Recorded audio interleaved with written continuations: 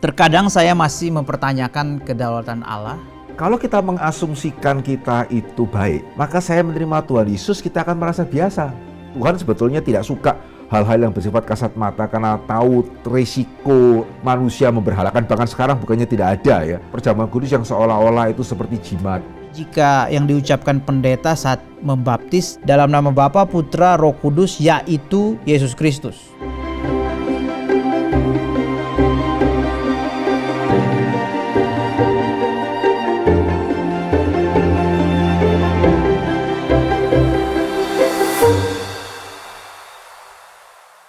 Selamat datang di Fokus Q&A, Fondasi Kekristenan untuk Semua, program yang memfasilitasi iman kita dalam mencari pengertian menuju orang Kristen yang dewasa.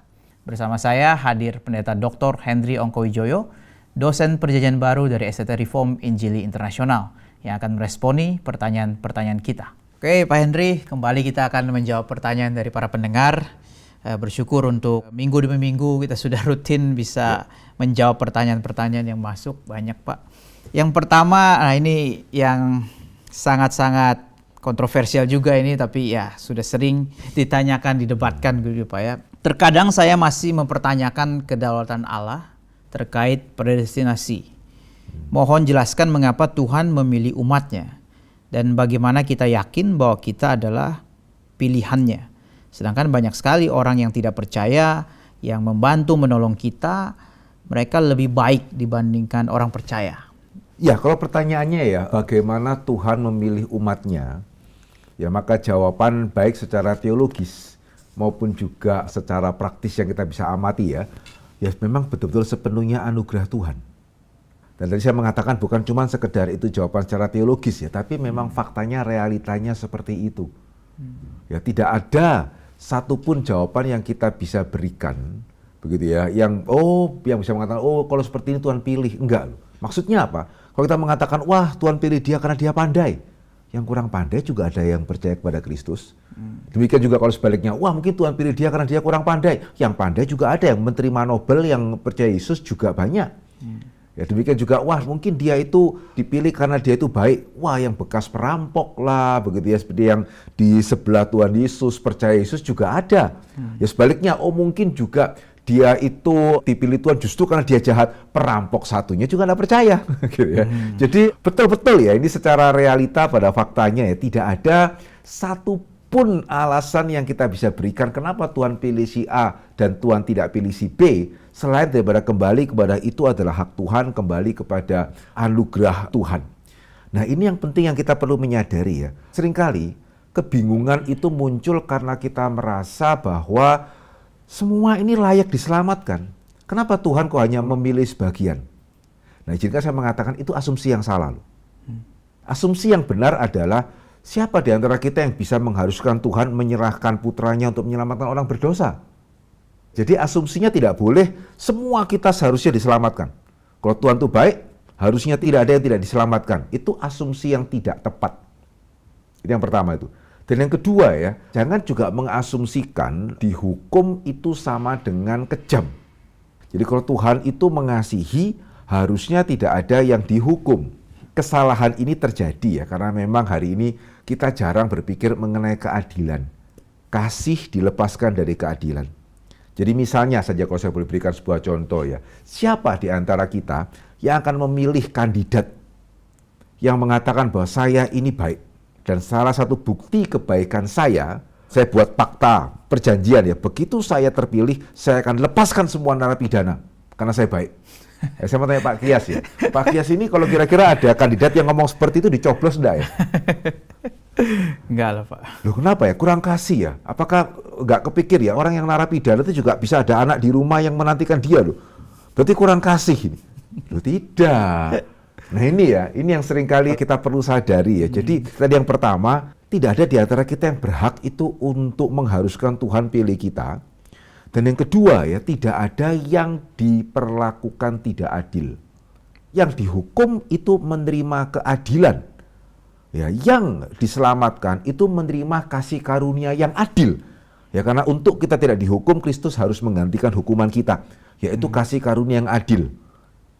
Nah ini yang kita perlu menyadari ya. Sehingga ya bagaimana Allah memilih ya sepenuhnya anugerahnya, sepenuhnya kedaulatannya Dia tanpa ada yang diperlakukan tidak adil. Nah, kalau tadi pertanyaan yang kedua, tahu dari mana saya dipilih atau tidak? Sebetulnya jawabannya cukup sederhana dalam hal ini ya. Ya, yang bersangkutan apakah sudah menerima Tuhan Yesus sebagai Tuhan dan Juru Selamat atau belum? Karena jikalau kita sudah bisa menerima Yesus, sudah bisa bertobat ya, itu artinya kita sudah dilahirkan kembali. Yang berarti sebetulnya kita sudah menjadi umat pilihan Allah. Ya, jadi kalau kita tidak dipilih, tidak mungkin kita bisa sadar kita orang berdosa, tidak mungkin kita itu bisa menerima Yesus sebagai Tuhan dan Juru Selamat, tidak mungkin kita bisa bertobat. Ya, sehingga kalau kita sudah boleh menerima Tuhan Yesus, ya itu bukti sih bahwa kita adalah umat pilihan. Roma 9:22 gitu Pak ya. Jadi kalau untuk menunjukkan murkanya dan menyatakan kuasanya, Allah menaruh kesabaran yang besar terhadap benda-benda kemurkaannya yang telah disiapkan untuk kebinasaan. Ya ini kan kalau kita orang modern dengar itu, benda-benda kemurkaannya telah disiapkan untuk kebinasaan. Gimana kita mengertinya? Oke, terima kasih. Iya, karena tadi ya, persepsi kita adalah manusia ini baik. Kok bisa ya ada orang baik tiba-tiba dipersiapkan untuk kebinasaan? Gitu ya, Yakub aku kasihi, Esau aku benci. Bayangan kita adalah, ini dua bayi loh, yang sama-sama polos, yang sama-sama tidak berdosa. Kenapa Tuhan kok mengasihi satu dan tidak mengasihi yang lain? Nah, dalam hal seperti ini, persepsi kita yang kurang tepat tuh, karena baik Yakub maupun Esau, dua-dua itu sama-sama berdosa. Ya, sehingga tadi kan dikatakan kesabaran yang besar atas benda-benda kemurkaan. Gitu ya, sehingga benda-benda kemurkaan maksudnya adalah menunjuk orang-orang yang seperti dalam konteks itu ya, Firaun yang menindas bangsa Israel sedemikian rupa. Itu yang kemudian Allah tidak langsung menghukum, tetapi akan ada waktunya mereka menerima hukuman. Ya, sehingga yang kita perlu ingat adalah jangan membayangkan manusia itu netral, tidak ada dosanya, seperti kertas putih. Kenapa terus kemudian Tuhan memilih yang satu dan menolak yang lain? Semua kita sebetulnya adalah benda-benda kemurkaan. Ya, bersyukur kemudian kita boleh menerima anugerah keselamatan. Bagaimana kita yakin bahwa kita adalah pilihannya? Nah, itu tadi loh, sebetulnya kembali ya, kalau kita mengasumsikan kita itu baik, maka saya menerima Tuhan Yesus, kita akan merasa biasa. Betul ya? Sehingga itu kenapa saya masih ragu, saya umat pilihan apa tidak? Tapi kalau kita melihat ya kondisi kita itu mati di dalam dosa. Orang yang mati di dalam dosa, kok bisa menerima Tuhan Yesus ya? Nah, di situ kita mulai melihat kita bisa menerima Tuhan Yesus itu sebetulnya sudah merupakan bukti bahwa kita itu dipilih. Sehingga itu kenapa kemudian Roh Kudus bekerja di dalam hati kita. Kita coba lihat satu bagian firman Tuhan. Roma pasal yang ke-8 ya, ayat 28 sampai ayat yang ke-30. Saya akan bacakan ya, kita boleh memperhatikan bersama-sama. Sambil kita membaca ya, nanti saya akan bertanya, dari bagian yang saya baca ini, ada satu kata, gitu ya, yang sebetulnya kalau kita tangkap kata itu menjawab semua pertanyaan tadi.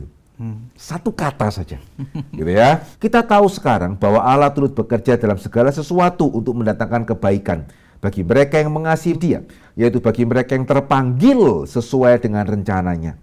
Sebab semua orang yang dipilihnya dari semula, mereka juga ditentukannya dari semula untuk menjadi serupa dengan gambaran anaknya, supaya ia anaknya itu menjadi yang sulung di antara banyak saudara.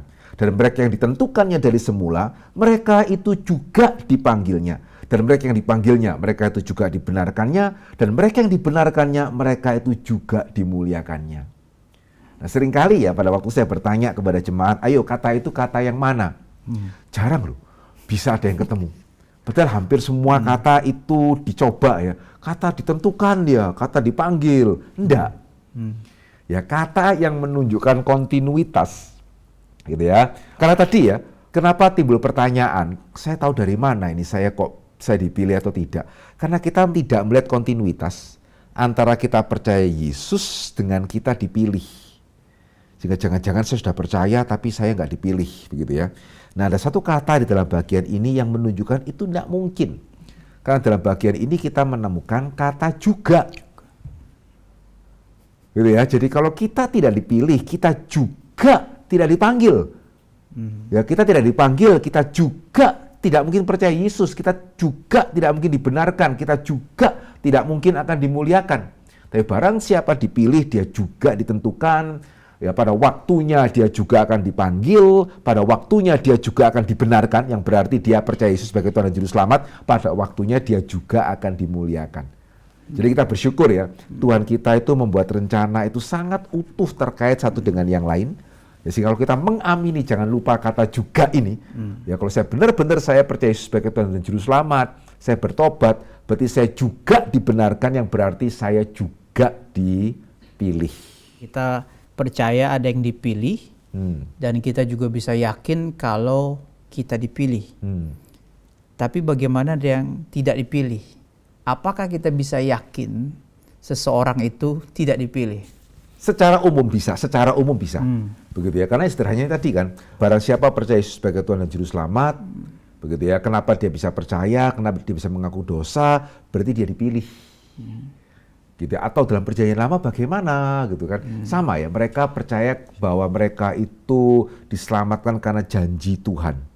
Jadi bukan karena menganggap diri cukup baik. Gitu ya. Jadi mereka yakin seperti Abraham ya, pada waktu itu kan pasti dong Yesus belum datang ke tengah-tengah dunia, tapi mereka diselamatkan oleh iman. Ya, jadi di sini pembedanya, oleh iman kepada Allah yang menyelamatkan saya. Ya, jadi kalau sampai orang itu sama sekali tidak beriman, ya berarti dia tidak dipilih. Kalau sampai kemudian orang itu beriman kepada Allah yang menyelamatkan saya, begitu ya. Meskipun di perjanjian lama bentuk Allah menyelamatkan saya kira-kira bagaimana, mereka juga belum ada gambaran.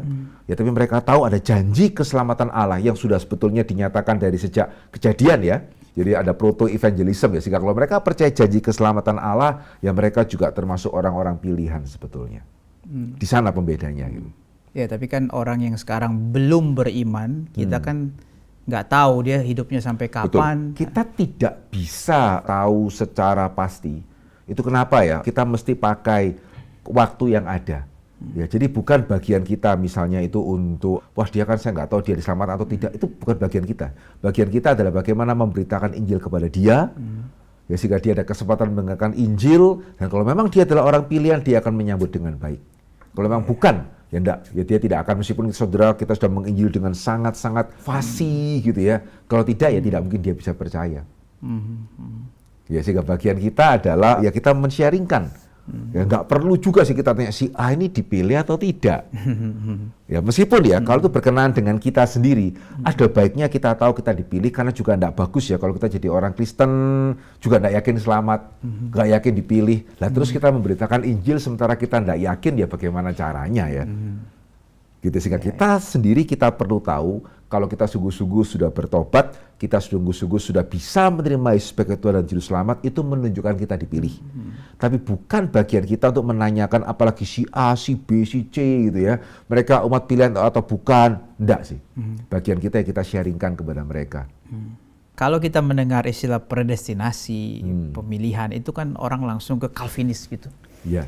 Padahal kan dia bukan pelopornya sebetulnya. Sebetulnya ya. Bisa jelaskan nggak dari perjanjian baru, Bapak Gereja secara singkat mungkin sampai ke reformator? Sebetulnya ya kalau kita melihat secara pilihan, jangankan perjanjian baru, perjanjian lama dong. Israel, Abraham, gitu ya. Apakah Abraham yang mengajukan diri? Enggak. Jadi sebetulnya kebenaran mengenai pilihan itu bukan hanya tidak kembali kepada Calvin. Calvin bukan orang pertama gitu ya. Juga bukan hanya kembali ke Bapak Gereja. Dari perjanjian lama cara Allah bekerja itu adalah pilihan. Sejak perjanjian lama. Dan dari Bapak Gereja Augustinus yang paling terkenal gitu ya, yang mengamin doktrin pilihan. Ya sampai kemudian juga Calvin adalah salah seorang yang kembali mengangkat kebenaran ini gitu ya, sehingga hari ini mereka yang Calvinis ya umumnya mereka juga percaya kepada predestinasi gitu. Bagaimana seseorang mengetahui apakah orang tersebut sudah menerima baptisan Roh Kudus? Oke, satu pertanyaan yang baik ya. Saudara, kita perlu tahu ya di dalam perjanjian baru ya, kata baptisan Roh Kudus itu keluar 7 kali. Maksudnya adalah ketika dibaptis itu selalu menunjuk pada Yesus yang membaptis. Jadi kadang-kadang kita juga perlu jangan rancu ya. Oh, baptisan Roh Kudus, maksudnya Roh Kudus yang membaptis. Tidak sih. Yohanes bisa misalnya mengatakan ya, kamu dibaptis dengan air. Ya, tapi tidak lama lagi akan datang seseorang, dia akan membaptis kamu dengan Roh Kudus. Nah, dia di sini kan Yesus. Ya, jadi sebenarnya baptisan Roh Kudus di dalam Alkitab itu menunjuk kepada Tuhan Yesus membaptiskan para muridnya dengan Roh Kudus pada waktu Pentakosta. Kamu akan segera dibaptis dengan Roh Kudus. Itu menunjuk kepada Pentakosta. Ya, jadi kalau mau dikatakan ya 4 dari 7 tadi itu menunjukkan bahwa Yesus akan membaptis muridnya dengan Roh Kudus yang terjadi pada hari Pentakosta. 2 yang lain itu Cornelius. Ya, satu lagi adalah yang para murid Yohanes di Efesus, dua-dua di Kisah Para Rasul ya. Itu menunjukkan kepada kita baptisan Roh Kudus itu terjadi begitu mereka bertobat. Ya, jadi Cornelius, Paulus, Petrus mengatakan, loh mereka sudah dibaptis oleh Roh Kudus, masa kita tidak boleh membaptis mereka? Ya, demikian juga para murid Yohanes sebelum mereka bertemu dengan Paulus, ya mereka hanya menerima baptisan Yohanes Pembaptis, baru setelah itu di-PI oleh Paulus, begitu ya, dan kemudian mereka percaya dan menerima baptisan Roh Kudus. Sehingga satu-satunya ya baptisan Roh Kudus yang dalam satu pengertian seperti menyusul pertobatan, nggak langsung pada saat pertobatan, itu pada waktu orang Samaria. Ya, Filipus mempertobatkan mereka, tapi sebelum kemudian Petrus ya dan Yohanes ya datang ke sana, ya mereka belum menerima baptisan Roh Kudus atau belum menerima Roh Kudus. Nah, sehingga kurang tepat juga ya kalau dari satu peristiwa ini kemudian kita membedakan antara baptisan Roh Kudus dengan pertobatan. Ya, karena kita mesti mengingat satu-satunya peristiwa di mana baptisan Roh Kudus itu tidak langsung menyusul pertobatan itu di dalam konteks Samaria. Gitu ya, di mana perlu rasul yang mengkonfirmasi bahwa orang Samaria pun juga termasuk orang-orang yang dipanggil, yang bisa percaya kepada Injil. Sehingga itu kenapa Roh Kudus tidak langsung turun, ya sehingga tunggu sampai rasul ke sana, sehingga rasul yang mengkonfirmasi Injil ternyata bukan hanya untuk orang Yahudi saja, Samaria juga, termasuk juga Cornelius, ya orang non-Yahudi juga bisa menjadi orang yang dipilih yang menerima Injil. Ya, sehingga sebetulnya kalau kita mengatakan baptisan Roh Kudus adalah baptisan yang diterima oleh seseorang ketika dia percaya kepada Yesus. Gitu ya, sehingga izinkan saya membacakan 3 bagian firman Tuhan ya untuk meneguhkan apa yang baru saya itu katakan. Roma pasal ke-8 ayat yang ke-9. Tetapi kamu tidak hidup di dalam daging melainkan dalam roh, jika memang roh Allah diam di dalam kamu. Tetapi jika orang tidak memiliki Roh Kristus, ia bukan milik Kristus. Jadi tidak bisa ya, saya percaya saya menjadi milik Kristus, tapi saya belum dibaptis Roh Kudus nih, saya belum terima Roh Kudus, tidak. Ya, jadi baptisan Roh Kudus itu sebetulnya menunjuk kepada orang yang menerima Roh Kudus, seperti pada waktu Pentakosta. Ya, demikian juga Galatia 3 ayat yang kedua, hanya ini yang hendak ku ketahui daripada kamu. Adakah kamu telah menerima roh karena melakukan hukum Taurat atau karena percaya kepada pemberitaan Injil? Percaya kepada pemberitaan Injil. Dia menerima roh, dia dibaptis roh. Ya, dan terakhir ya, 2 Korintus 1 ayat yang ke-22 dikatakan apa? Ya, memeteraikan tanda miliknya atas kita dan yang memberikan Roh Kudus di dalam hati kita sebagai jaminan dari semua yang telah disediakan untuk kita. Ya, sehingga menunjukkan bahwa Roh Kudus itu sebagai jaminan, bukan keluar masuk, keluar masuk, keluar masuk. Begitu ya. Sehingga saya boleh menyimpulkan ya dari semua yang kita bahas, baptisan Roh Kudus itu adalah ya baptisan yang diberikan oleh Tuhan Yesus. Ya, di mana Yesus memberikan Roh Kudus kepada orang yang percaya. Ya, awalnya pada hari Pentakosta, setelah itu pada waktu seseorang bertobat percaya kepada Injil. Ya, sehingga setiap orang yang bertobat percaya kepada Injil itu sudah dibaptis oleh Roh Kudus, sudah menerima Roh Kudus sebagai jaminan ya untuk selama-lamanya. Begitu ya, bukan kemudian perlu dibaptis ulang atau baptis lagi dan seterusnya. Roh Kudus diam di dalam kamu itu maksudnya seperti apa kita mengertinya, Pak? Roh itu masuk ke kita? Iya. Kita percaya bahwa begini, di satu sisi Roh Kudus adalah roh ya. Dan roh Allah itu nggak bisa, kalau Roh Kudus di dalam saya kok bisa di dalam Pak Kias misalnya. Ya, kalau di dalam Pak Kias kok bisa di dalam Pak Hendri misalnya, tidak. Tapi yang kedua, kita perlu menyadari ya, Allah itu maha hadir. Tidak ada tempat di mana itu Allah tidak hadir. Karena kalau ada tempat di mana Allah tidak hadir, namanya tidak maha hadir kan. Termasuk kalau saya boleh tanya di neraka, Allah hadir nggak? Ada Allah nggak di neraka? Ada. Tetapi ada untuk apanya, nah itu yang nggak sama. Gitu ya, di neraka Allah ada untuk menghukum. Di surga Allah ada untuk memberkati. Ya, sehingga dari satu sisi ya Allah Roh Kudus ada di mana-mana, ya, tetapi secara khusus dalam hati setiap orang percaya Roh Kudus hadir di sana untuk menolong, kan dia penolong yang lain ya, untuk menghibur, untuk menguatkan, untuk menjadi jaminan bahwa kita adalah anak Allah. Ya, Roh Kudus berseru-seru dengan roh kita bahwa kita adalah anak-anak Allah, kita sudah boleh mendapatkan keselamatan di dalam Kristus. Ya, sehingga dalam pengertian itu Roh Kudus hadir secara istimewa ya di dalam hati orang percaya meskipun tidak ada tempat di mana Roh Kudus itu tidak ada gitu. Tentang sakramen baptis. Kalau sama-sama dibaptis dalam nama Allah Tritunggal, Bapa, Putra, Roh Kudus. Tapi jika yang diucapkan pendeta saat membaptis adalah sebagai berikut. Jadi dia memberikan tiga macam. Ya. Pertama adalah dalam nama Bapa, Putra, Roh Kudus, yaitu di dalam nama Tuhan Yesus Kristus. Yang kedua adalah dalam nama Bapa, Putra, Roh Kudus, yaitu Yesus Kristus. Yang ketiga adalah dalam nama Bapa, Putra, dan Roh Kudus. Titik. Apakah ketiga kalimat tersebut sama dalam maksud dan esensinya? Atau jangan-jangan dari ketiga kalimat tersebut ada yang tepat, ada yang tidak tepat ya. Mohon tanggapan dan arahannya. Ya, tentunya ya kalau dari tiga kalimat tadi yang ketiga yang paling tepat ya. Gitu ya, kita dibaptis dalam nama Bapa, Anak, dan Roh Kudus. Gitu ya. Untuk yang pertama jujur saya agak sedikit bingung ya. Ini artinya apa? Dibaptis dalam nama Bapa, Anak, Roh Kudus, yaitu dalam nama Yesus. Kalau saya boleh mengatakan yang pertama ini kurang jelas sih. Gitu ya, kurang jelas, saya juga tidak tahu apa yang membuat dia kemudian hamba Tuhan yang bersangkutan membaptiskan dengan kalimat seperti itu, tetapi tidak sefatal ya kesalahannya seperti yang kedua. Kalau yang kedua ini kalau saya boleh mengatakan cukup fatal loh. Ya, tadi boleh diulangi sekali lagi yang kedua. Dalam nama Bapa, Putra, Roh Kudus, yaitu Yesus Kristus. Berarti pembacaan seperti ini ya, berarti seolah-olah Bapa itu namanya Yesus Kristus. Anak namanya Yesus Kristus, Roh Kudus itu namanya Yesus Kristus. Waduh, berarti seolah-olah kita hanya dibaptis di dalam nama Yesus Kristus yang seolah-olah itu muncul dalam bentuk Bapa, muncul dalam bentuk Anak, muncul dalam bentuk Roh Kudus. Jadi kalau saya boleh mengatakan ini satu kalimat yang sangat tidak tepat. Nah, saya tidak tahu ya di balik kalimat itu apa.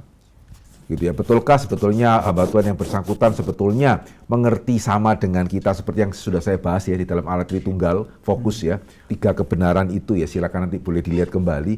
Ataukah jangan-jangan dia belum berpikir bahwa semua itu Yesus Kristus, cuman beda penampaan.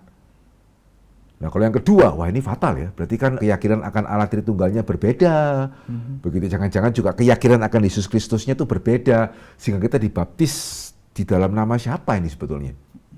Ya, sehingga untuk yang kedua ini bagi saya yang paling serius sih kalau bagi saya untuk yang kedua ini ya. Ketidaktepatannya. Yang pertama jujur saya mengatakan saya kurang jelas. Begitu apa maksudnya dalam nama lagi Yesus Kristus. Yang ketiga adalah rumusan yang paling sederhana sekaligus yang paling tepat. Ya, kembali kepada mandat agung itu sendiri.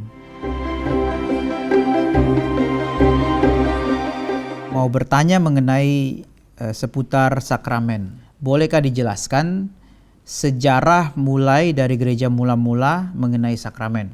Ya, apakah hanya dua? Mulai kapan gereja Katolik atau Ortodoks jadi 7? Mereka pun mengaku ada dasar kitab suci. Apakah Bapak Gereja juga menyetujui dan melakukan 7 sakramen ini? Jika mereka tidak setuju, ya mereka pun sebenarnya hanya mengikuti Pope, dikatakan. Atau adakah pertimbangan dari siapa yang menetapkan hanya 2 sakramen? Baik, nah saya harus mengatakan ya bahwa saya tidak mendalami ya mengenai teologi Katolik, begitu ya, termasuk juga sejarah sakramen mereka. Tetapi saya bisa menjelaskan kenapa di dalam gereja Protestan kita 2. Meskipun saya mungkin perlu koreksi sedikit ya, Bapak Gereja itu ikut Pope ya. Enggak juga, karena dari awal kan kekristenan bahkan masih ditindas. Jangan juga membayangkan dari awal sudah ada seperti gereja Roma ya. Gitu ya. Kita hampir 300 tahun tuh berada dalam penindasan 10 penganiayaan besar itu. Ya, jadi tidak seperti kemarin di mana disambut gitu. Ketika Paus Fransiskus kesini kita sambut, enggak seperti itu sih. Ya, jadi pertimbangan dari gereja teologi reform lah saya mengatakan begitu. Kenapa kita itu hanya 2? Karena ya kita ambil di dalam Alkitab ya. Firman Tuhan atau Allah yang dinyatakan di dalam Alkitab itu tidak mendukung hal-hal yang bersifat kasat mata. Apalagi perjanjian baru. Ya, kenapa ya? Karena realitanya adalah manusia itu cenderung memberhalakan apa yang kelihatan. Patung lembu emas lah. Bahkan hari ini kalau kita tidak hati-hati, jangan-jangan salib juga kita bisa jadikan kayak jimat lah. Gitu. Sehingga tidak ada kan dalam seluruh perjanjian baru, orang Kristen peganglah salib. Atau taruhlah salib di rumahmu, begitu ya. Saya tidak akan mengatakan bahwa tidak boleh. Ya, tetapi realitanya adalah kalau kita tidak hati-hati, manusia itu memang cenderung untuk memberhalakan hal-hal yang bersifat kasat mata. Padahal kita tahu ya, mulai perintah pertama lah, juga dalam perjanjian lama, termasuk dalam perjanjian baru gitu ya. Berhala itu sesuatu hal yang very serious di dalam Alkitab. Ya, sehingga sebetulnya dalam perjanjian baru ya, hanya di dalam kaitan dengan sakramen ini, ya Tuhan menetapkan sesuatu yang bersifat kasat mata. Ya karena sakramen kan kasat mata ya, kita makan roti, kita minum anggur, seseorang dibaptis dengan air, dan seterusnya. Nah, sehingga di dalam teologi reform ya, kita melihat sakramen itu sebagai suatu sarana anugerah. Ya karena Tuhan tahu ya keterbatasan kita, meskipun kita sudah mendengarkan firman, kadang-kadang kita sudah konsentrasi pun masih bisa terpikir hal yang lain, kita lupa, dan seterusnya. Ya sehingga dengan keberadaan dua sakramen yang bersifat kasat mata ini, apa yang kita dengar gitu ya bisa lebih diperdalam lagi. Sehingga kita bukan cuma mendengar Yesus mati bagi kita memegang ya roti yang melambangkan tubuh Kristus, cawan yang melambangkan darah Kristus, begitu ya. Sehingga Louis Berkhof mengatakan sakramen itu ketika dilakukan dengan benar ya oleh karunia Roh Kudus itu bisa menguatkan iman kita seperti halnya firman itu. Gitu. Sehingga itu namanya sarana anugerah. Sehingga Tuhan sebetulnya tidak suka hal-hal yang bersifat kasat mata karena tahu risiko manusia memberhalakan. Bahkan sekarang bukannya tidak ada ya. Betul-betul itu saat perjamuan kudus yang seolah-olah itu seperti jimat. Gitu ya, didoakan, bawa pulang lah, kasihkan kepada orang yang sakit, sembuh itu nanti gitu. Mirip sekali dengan jimat. Betul ya, cuman ini jimat yang dirohanikan begitu. Ya manusia mempunyai kecenderungan seperti itu. Ya sehingga itu kenapa Tuhan memberikan sangat terbatas sakramen itu. Sehingga bagi teologi reform ya, kita hanya menyebut sebagai sakramen ketika sakramen itu memenuhi dua syarat. Yaitu yang pertama, diperintahkan oleh Tuhan Yesus sendiri, ya baptiskanlah mereka di dalam nama Bapa, Anak, dan Roh Kudus, sekaligus juga perbuatlah ini sebagai peringatan akan aku, perjamuan kudus. Ya, dan yang kedua adalah dimulai oleh para rasul itu sendiri. Hanya dua itu yang kita perlakukan sebagai sakramen yang diperintahkan oleh Yesus sendiri dan yang dimulai oleh para rasul. Para rasul membaptiskan, ya demikian juga para rasul juga menjalankan perjamuan kudus kan. Sehingga itu kenapa di dalam gereja Protestan atau yang secara terkhusus dalam teologi reform kita hanya mengakui dua itu. Ya, jadi saya tidak tahu juga ya apakah memang dari sejak kapan 5 sakramen yang lain, tapi yang pasti di dalam kita pertimbangannya dua tadi ya. Ya bahwa manusia terlalu mudah untuk memberhalakan, sehingga kita hanya memperlakukan sakramen apa yang Yesus perintahkan dan yang para rasul itu mulai. Sementara yang lain, ya kita ada juga kan pemberkatan pernikahan, tapi kita tidak memperlakukannya sebagai sakramen. Ya sehingga jemaat reform harusnya tahu pemberkatan pernikahan itu penting, tetapi tidak akan kemudian menyejajarkan dengan baptisan atau dengan perjamuan kudus. Gitu. 5 yang lain yang dianggap sakramen oleh yang bukan reform bukan berarti kita tidak anggap penting. Ya, iya. Kita kan juga mendoakan ya, kita membesuk juga orang yang sakit, kita mendoakan juga ketika mereka critically ill gitu ya, kita mempersiapkan keluarga mereka. Cuman kita tidak menyebutnya sebagai sakramen.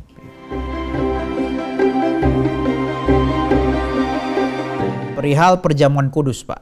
Mengapa Protestan menganggap roti dan anggur adalah lambang? Sedangkan di Alkitab Yesus jelas-jelas bilang ini adalah tubuhku, inilah darahku. Siapakah yang memberi arti dari ayat Alkitab tersebut? Mengapa walaupun sesama Protestan berbeda memaknai perjamuan kudus? Lutheran, Calvinis, Zwingli berbeda. Ya, saya mesti ngomong dulu awalnya. Kita sebelum melihat perbedaan perlu melihat persamaan ya. Persamaannya adalah baik kita Katolik, Protestan, Lutheran atau Calvinis, kita sama-sama melihat perjamuan kudus itu hal yang penting. Ya, sehingga itu kenapa kita merasa perlu untuk sungguh-sungguh menyelidiki meskipun setelah itu ada beberapa perbedaan yang ada. Kenapa kita melihatnya sebagai lambang? Ya karena kita mesti kembali ya kepada maksud penulis dan juga pada waktu itu pendengar pertama kan para murid. Gitu ya. Jadi ketika para murid mendengarkan Yesus mengatakan kalimat itu, ya Yesus ada di depan mereka. Dan para murid itu orang Yahudi ya, yang mereka belajar dalam perjanjian lama begitu ya. Sehingga tidak ada dasar untuk kita berpikir bahwa, oh, para murid ketika mendengarkan Yesus mengatakan kalimat itu, mereka berpikir roti itu menjadi tubuhnya Yesus. Dasar yang membuat para murid berpikir ke sana itu tidak ada. Gitu ya kan, dalam perjanjian lama tidak ada dasar yang buat para murid berpikir, wah, Yesus mengatakan ini roti nih, berarti roti itu berubah menjadi tubuhnya Yesus ya. Dan mesti ingat ya, pada waktu itu Yesus juga belum mati kan? Gitu ya. Jadi para murid sama sekali tidak akan terpikir bahwa roti itu menjadi tubuh Yesus secara harafiah, ya anggur itu akan menjadi darah Yesus juga secara harafiah. Dan kita juga tidak menemukan upaya-upaya dari penulis Injil untuk menjelaskan artinya ini loh. Ya sehingga meskipun para murid itu belum menyadarinya, sebetulnya artinya ini, tidak ada sih. Gitu ya. Ya sehingga pembacaan yang sederhana itu akan mendorong kita lebih untuk melihat Yesus mengatakan inilah roti yang melambangkan tubuhku. Ya, inilah cawan yang melambangkan darahku. Sehingga itu penjelasan tadi ya, kenapa kita melihat sebagai lambang. Tapi juga kenapa ya terus ada beberapa perbedaan gitu ya di dalam Protestan itu sendiri. Karena kita mesti menyadari ya reformasi itu kan berawal sebelumnya kan gereja Katolik ya. Begitu ya, kemudian baru muncullah Martin Luther, muncullah Zwingli, muncullah kemudian juga Calvin. Ya sehingga sebelum reformasi memang keyakinan perjamuan kudusnya adalah seperti yang diyakini oleh saudara seiman kita di Katolik pada hari ini. Ya benar-benar roti itu berubah menjadi tubuh, benar-benar kemudian anggur itu berubah menjadi darah. Tapi kemudian ya tokoh-tokoh Protestan ini mereka sama-sama sadar ini kurang tepat. Tetapi kemudian ketika mereka, oke, bagaimana lebih tepatnya ya? Nah kemudian ketiganya ini jatuh kepada kesimpulan yang tidak persis sama. Ya sehingga Martin Luther misalnya mengatakan roti itu tetap roti, tapi dibalut sedemikian rupa oleh tubuh Kristus. Ya cawan itu tetap cawan, tapi dibalut sedemikian rupa oleh darah Kristus. Seperti misalnya besi ketika dipanaskan, ya tetap besi kan, tapi kan dibalut sedemikian rupa oleh sifat panas di sana. Nah sementara Zwingli itu kemudian mengatakan bahwa enggak pakai balut-balutan. Ya roti itu roti, titik. Anggur itu anggur. Kita merayakan ini sebagai memori, sebagai mengenang. Nah dalam hal ini ya saya melihat Calvin itu, ya jelas saya pribadi setuju dengan Johannes Calvin ya. Dia melihat dua sisi. Ya, sehingga satu sisi, nanti kita mesti mengingat ya, kita merayakan perjamuan kudus bukan cuma untuk mengingat loh, itu Zwinglian sebetulnya. Begitu ya, karena Calvin mengamini bahwa ketika perjamuan kudus dilakukan, roti tetap roti, anggur tetap anggur, tapi Kristus hadir secara rohani. Ya, Kristus lahir secara rohani, sehingga tadi saya mengatakan ya, ketika perjamuan kudus itu diterima dengan benar, diterima dengan iman, begitu ya, Roh Kudus bisa memakai perjamuan seperti Roh Kudus bisa memakai firman. Ya, sehingga di sini kita melihat bagi teologi reform, tadi saya beberapa kali juga sudah mengatakan, perjamuan kudus itu bukan sekedar memori, perjamuan kudus adalah di mana Yesus hadir secara rohani. Ya, sehingga ketika diterima dengan benar, wah itu sungguh-sungguh mendatangkan apa yang baik bagi setiap orang percaya itu. Ya, sehingga itu ya sedikit penjelasan mengenai perbedaan antara masing-masing. Ada yang bilang yang pandangan Calvin itu Kristus hadir itu bukan dia yang ke sini, tapi kita yang ke sana. Itu ya, bagaimana Pak? Karena secara rohani ya. Gitu ya, karena secara rohani maka ya kita tidak akan sampai seharap. Kalau kan kita mulai berbicara harafiah nih, siapa kemana nih, gitu ya. Ya kan kita, nah sehingga yang lebih penting di dalam teologi reform adalah bukan siapa kemana, mana ke siapa begitu ya, tetapi pemahaman yang benar.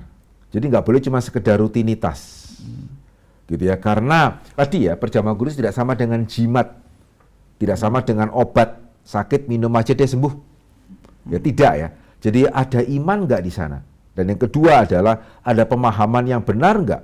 Ya, sehingga kalau ada iman, ada pemahaman yang benar, nah Roh Kudus yang kemudian bisa memakai perjamuan sama seperti memakai firman.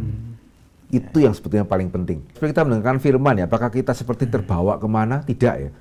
Ya, tapi kalau itu firman yang baik dan kita perhatikan baik-baik, dampaknya akan nyata. Nah itu yang lebih penting tuh. Gitu ya, dampaknya itu akan nyata, bukannya sama sekali lagi bukan sekedar saya mengenang belaka begitu. Sama persiapan ya Pak. Seringkali pendeta itu memberikan warning gitu, harus persiapan kalau tidak persiapan jangan ambil gitu. Itu bagaimana Pak? Ya itu kan menguji diri ya. Iman itu kan berarti kita juga menguji diri. Saya percaya Yesus Juru Selamat. Saya secara itu apakah cuma sekedar di bibir saja, apakah di kelakuan juga sama. Ya itu namanya, itu bagian dari iman ya. Menguji diri. Iman yang benar adalah iman yang perlu diuji. Jadi kalau kemudian wah ternyata saya belum ya, saya minta ampun dulu kepada Tuhan. Begitu, dan saya juga berdoa, Tuhan pakailah perjamuan kudus ini untuk boleh lebih lagi menguatkan iman saya sehingga saya lebih bisa melawan godaan yang saya jatuh. Seperti itu ya. Ya karena tadi bukan jimat yang akan berjalan secara otomatis. Ya juga bukan seperti obat yang pokoknya kita masukkan aja kita sembuh. Tidak ya, iman dan pengertian firman yang benar. Sehingga dalam gereja Reform kan kita lebih sering mengadakan perjamuan kudus setelah khotbah. Ya karena firman itu mempersiapkan kita untuk menerima perjamuan kudus. Mengapa tidak dilakukan setiap minggu kalau sakramen itu tidak kalah penting? Mengapa standar masing-masing gereja berbeda? Bukankah baik kalau dilakukan tiap minggu? Ya, karena tadi ya perjamuan kudus kan bukan seperti jimat. Gitu ya, perlu kesiapan hati. Ya, perlu juga iman, perlu pengertian firman yang benar. Nah, sementara di sisi yang lain, ya kita mendengarkan khotbah setiap minggu kan khotbahnya lain-lain. Ya, sementara perjamuan kudus kan ya itu. Betul ya? Sehingga ibaratnya ya seperti kalau kita mendengarkan khotbah yang sama setiap minggu, kira-kira sejauh mana ya kita itu benar-benar sanggup tetap bersungguh-sungguh. Ya sehingga kita biasanya kan kita bicara mengenai topik A, sekian bulan ke depan baru kita ngomong mengenai topik yang sama, itu pun kita mungkin pakai bagian firman Tuhan yang berbeda. Begitu ya. Sementara perjamuan kudus kan tidak. Kan ayatnya yaitu, rotinya yaitu gitu ya, anggurnya yaitu. Ya sehingga kalau kita lakukan itu terlalu rutin, khawatirnya itu mulai kehilangan makna. Nah ini yang membedakan. Jadi kenapa ya pelaksanaan perjamuan kudus bisa berbeda? Itu kembali kepada tadi ya, sejauh mana kita memang menyadari seperti apa pengertian kita akan natur perjamuan. Jadi kalau natur perjamuan bagi kita itu seperti tadi obat misalnya ya minum aja lah. Begitu ya, malah mungkin kalau 3 kali sehari ya 3 kali sehari, jangan 2 kali dan seterusnya gitu. Tapi karena kita melihat perjamuan kudus adalah Tuhan Yesus hadir secara rohani, kita perlu menerima dengan persiapan hati, menguji diri, iman, gitu ya, firman. Itu kenapa realita menunjukkan kalau itu dilakukan setiap minggu, khawatirnya besar sekali kemungkinan itu hanya akan menjadi suatu rutinitas. Bukan berarti, karena Calvin pun menganjurkan lebih sering ya? Tiap minggu. Situasinya berbeda ya Pak Kias ya. Pada zaman Calvin, itu kekristenan jauh lebih intens. Jemaat tidak ke gereja hari Minggu saja. Pada zaman Calvin ya, setiap minggu itu berarti jemaat sudah ikut 7 kali kebaktian. Karena setiap hari Calvin itu ada eksposisi. Ya, sementara jemaat kita hari ini 7 kali khotbah berarti 7 minggu. Gitu ya. Pada zaman Calvin 7 khotbah itu 7 hari. Beda. Ya itu loh, sehingga pada zaman Calvin setiap hari mereka ke gereja. Seperti hari ini ya gereja Katolik kan juga nggak hanya setiap minggu ya. Tiap hari ya. Ada ya, hari. meskipun Perjamuan. mungkin ya. Kalau perjamuan mungkin nggak setiap hari sih. Tapi gereja ada, tertentu ada. Oh ada ya? Ada ya. Oke, setahu saya sih ke sana untuk berdoa. Nah ini kan gereja Protestan rata-rata seminggu ya. Gitu, sehingga kalau kita lakukan seminggu itu sama dengan kalau di zamannya Calvin setiap hari mereka perjamuan itu. Sehingga menarik ya, Calvin juga tidak setiap hari perjamuan loh, gitu ya. Seminggu sekali perjamuan, di hari-hari tengah-tengahnya datang untuk mendengarkan firman. Ya, sampai sini Pak kita udah menjawab semua pertanyaan yang diberikan. Thank you sekali lagi Pak. Sama-sama. Kesediaannya untuk menjawab pertanyaan-pertanyaan dari pendengar. Kita bersyukur pertanyaan-pertanyaan sudah boleh dijawab, tapi kalau saudara masih mempunyai pertanyaan yang lain, silakan mengirimkan pertanyaan Anda lewat WhatsApp atau komentar di YouTube. Link kelas fokus episode 1-22 bisa didapatkan di kolom deskripsi. Jika saudara mendapat berkat dari program ini, silakan men-share kepada yang lain. Mari kita bersama bertumbuh menjadi orang Kristen yang dewasa. Saya Kias, host dari Fokus Q&A. Tuhan memberkati.